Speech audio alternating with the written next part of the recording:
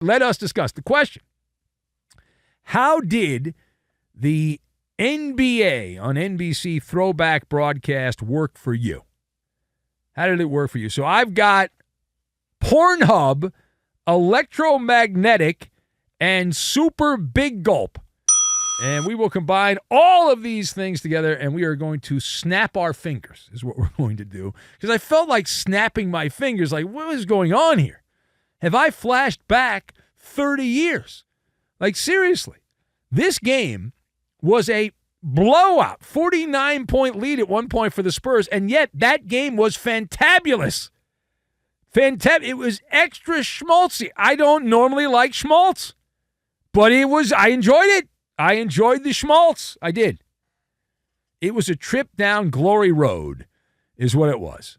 And it wasn't for people under the age of 30 or even 35, I would say. But X marks the spot, Gen X and above. The boomers, anyone in the older demo, man, was that good. Jackpot on the broadcast. It should have been sponsored. I was texting a buddy of mine who was also watching the game. And I said, this should be sponsored by Pornhub. And my buddy texts back, well, you're losing. You're stupid. And I said, no, it should be sponsored by Pornhub because it's pure, uncut sports nostalgia porn. That broadcast was nothing but sports nostalgia porn. That's what that was, right? NBC, they might as well have rolled out the DeLorean. I know that was from the 80s. But roll out the DeLorean, right? Back to the Future. They made some Back to the Future movies in the 90s, too. Crank that baby up to 88 miles an hour, and suddenly it's 1996 again. Yeah. And then to add on to the night, things lining up in a row, the great Steve DeSager came into where I was hiding out in the back here. Down this, you go out the door to my right, you go down a little hall, make a right, you then make a left, go down a long hall, then you have to make another left, and then go down to the end of that, and then you make a little left, and then there's a room in the back, and that's where I hang out. And DeSager comes in there, and he hands me a photo that me and him took together in the dugout at Dodger Stadium playing in a media baseball game. I said, what year is that? 1996. Holy crap, 30 years ago. And I said, my God, unbelievable. But listen, this thing was amazing. Loved it. You know, I hate everything. As a talk show host, my default programming is to hate everything, and there I was. I've become the old guy, and I watched older geezers like Bob Costas and Doug Collins and Mike Fratello, the frickin' czar of the telestrator, and even Jim Gray, who I just had on the podcast. He's a listener. Jim, who was at the Super Bowl, Radio Row, he came by, said hello. He was there courtside, as always, like the nosy neighbor with a microphone and all that. And they even had the pregame, and Hannah Storm, she showed up. Where's she been? I don't know. Isaiah Thomas. Isaiah seemed a little annoyed because he still does broadcasting for NBA TV. I think he felt a little annoyed that he was on the Old Timers broadcast. Like, I'm not. I shouldn't be here. I'm better than an old timer. And then you had PJ Carlissimo, who's, I just checked, he just turned 1,200 years old. And the good news is Latrell Sprewell was not anywhere to be seen. So PJ was okay. So it was like opening up a time capsule watching this game that had been buried underneath what used to be a Blockbuster Video. And it was right next to a Toys R Us, and all that. And there was a Radio Shack in that same thing. It was like, wow, that's pretty cool. I enjoyed it. The presentation was solid. They really killed it. They had Round Ball Rock, which they've had. They bought the rights to it, NBC, so they had that. The John Tesh song was blasting out of the boombox. There was a lot of that. They had the retro score bug, the grainy highlight packages. It was dusting off whatever your old toys are. The Furby, Care Bears, those old '90s toys. Mr. Potato Head. I don't know. I was all grown up in the '90s, so I don't know what toys you had. Stretch Armstrong, that was before that, I guess. Anyway, the game itself, dog food. Not all pro, Alpo. That was the game. The broadcast, cordon bleu. Chef's kiss, blue ribbon Blue ribbon for the broadcast of the NBA on NBC. They killed it. And here's the thing. Like, NBC knows this, and they've really leaned into it. And it's something that a lot of people don't want to talk about because it's really troublesome for the sports industry. Like, it's the doomsday prophecies for the world of sports. Like, I grew up, I'm of the age, sports were a very big deal for me, obviously, growing up, right? Watching games, playing in the neighborhood with kids and stuff like that. We had great memories as that, doing that. That's not the way, obviously, it is anymore.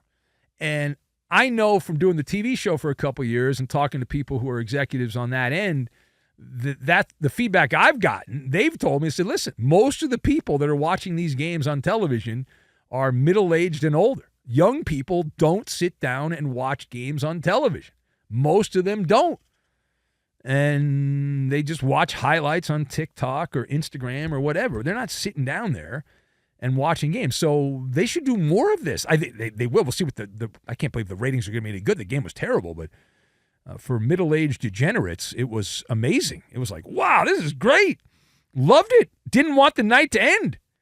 You know, I did learn during the broadcast, Bob Costas had said they wanted Marv Albert to do the game. Apparently Marv can't do it. I guess he might have some health problems. I don't know what's going on with Marv, but they originally wanted Marv to do it. I didn't hear any mention of Pete Vesey.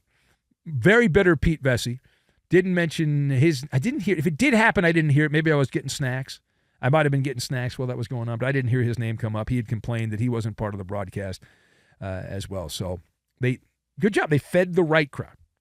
And we'll see if they do. I guess they're going to do another one, at least one more before the season ends. All right, now, secondly, follow up, controversy of the week. Dateline, Skid Row. That's where the Lakers play, Skid Row, L.A., and more on that viral heated exchange as Lakers star Luka Dončić and podcaster J.J. Redick getting into a kerfluffle during a recent game. Now, this has, of course, sparked questions, this viral kerfluffle. It has sparked questions about the relationship, what's really going on there. So, J.J. Redick, before the Lakers played a team called the Pelicans. How pathetic is that? Pelicans. My God. So, J.J. Redick was asked about the incident. Now, do you think, A, J.J. Redick said, yes, I can't stand Luka and he hates me? Do you think he said, B, no comment? Or C, claimed we're all good? We're all good. All right, so I'm told this is long. Let's play a little bit of this, and then if I get bored with it, I'll give you the parts that I like. But here's the podcaster who's pretending to be doing cosplay as an NBA coach, J.J. Redick. Yeah, I didn't think much of it at the time, to be honest with you. I don't think Luka did either. I mean, he and I have a great relationship. I really value our relationship.